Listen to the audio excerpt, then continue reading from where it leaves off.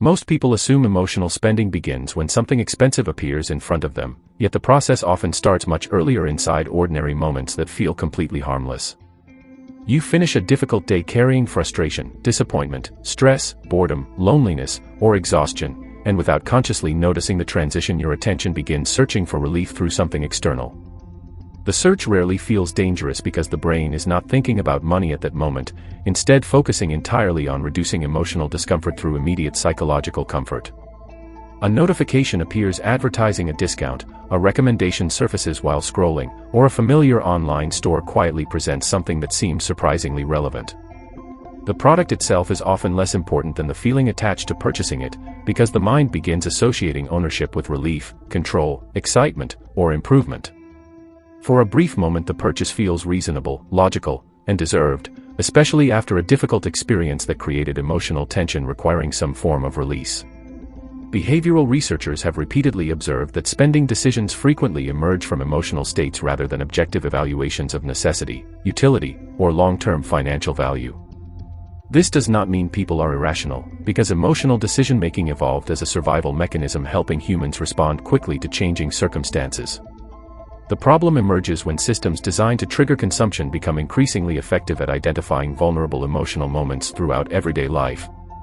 Modern shopping environments are carefully structured around convenience, speed, personalization, and constant accessibility, reducing the friction that once slowed purchasing decisions. Years ago, buying something often required planning, travel, waiting, and deliberate effort, creating natural opportunities for reflection before money actually changed hands. Today, a purchase can occur within seconds while sitting alone, feeling stressed, and holding a device specifically engineered to maintain attention. The shorter the distance between emotional discomfort and financial action, the easier it becomes for temporary feelings to influence permanent spending decisions. This pattern creates an invisible cycle because emotional spending occasionally succeeds in producing genuine relief, making the behavior appear effective. The brain remembers that relief and begins treating purchasing as a potential solution whenever similar emotional discomfort returns in the future. Over time, the connection strengthens until certain emotions automatically trigger spending impulses without requiring deliberate conscious consideration. Someone feeling lonely may browse shopping applications, someone feeling overwhelmed may order unnecessary items, and someone feeling insecure may pursue status-related purchases.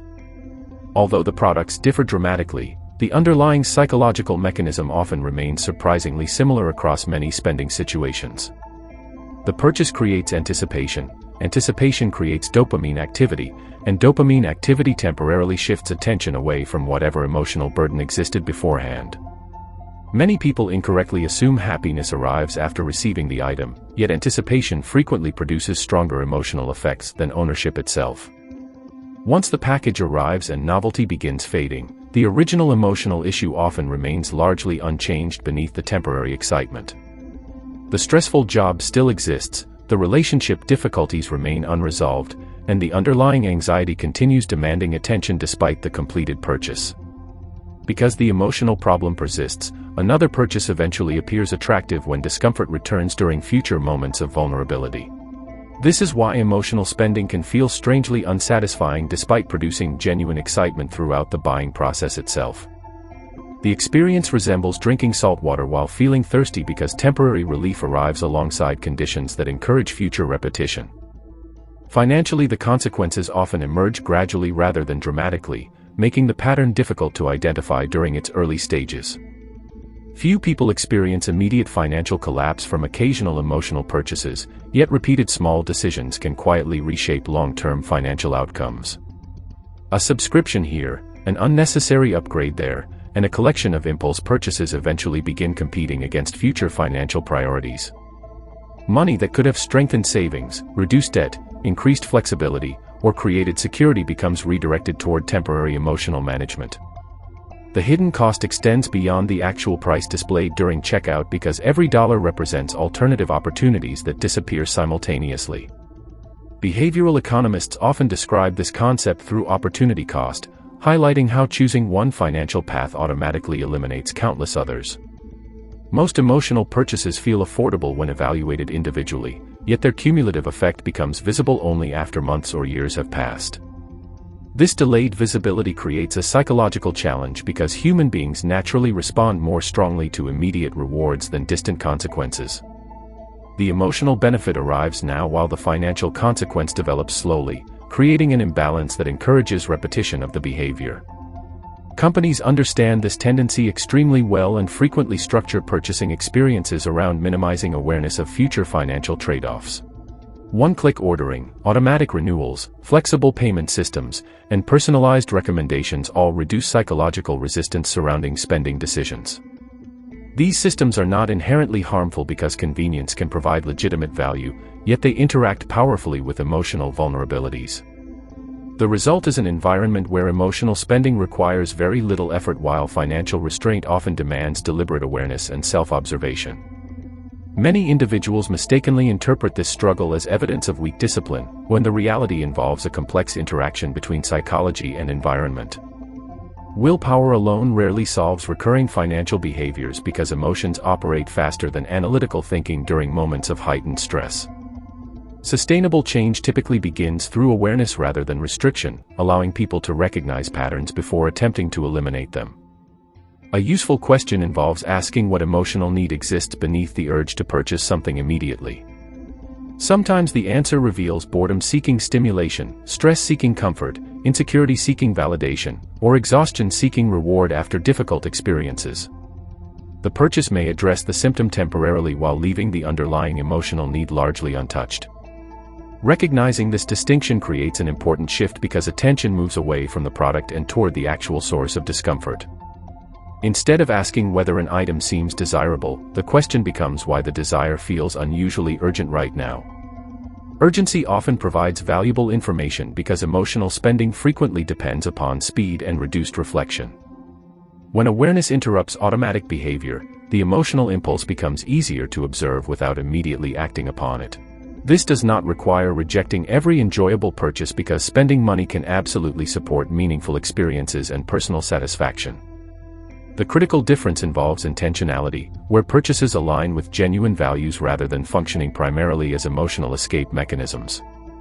Intentional spending generally leaves people feeling satisfied longer because the decision reflects conscious priorities instead of temporary emotional fluctuations. Emotional spending often leaves a lingering sense of confusion because the emotional expectation attached to the purchase exceeds reality. On a broader level, this pattern reflects a culture increasingly encouraging consumption as a response to nearly every form of discomfort. Feeling bored suggests buying entertainment, feeling insecure suggests purchasing improvement, and feeling unhappy suggests acquiring something new.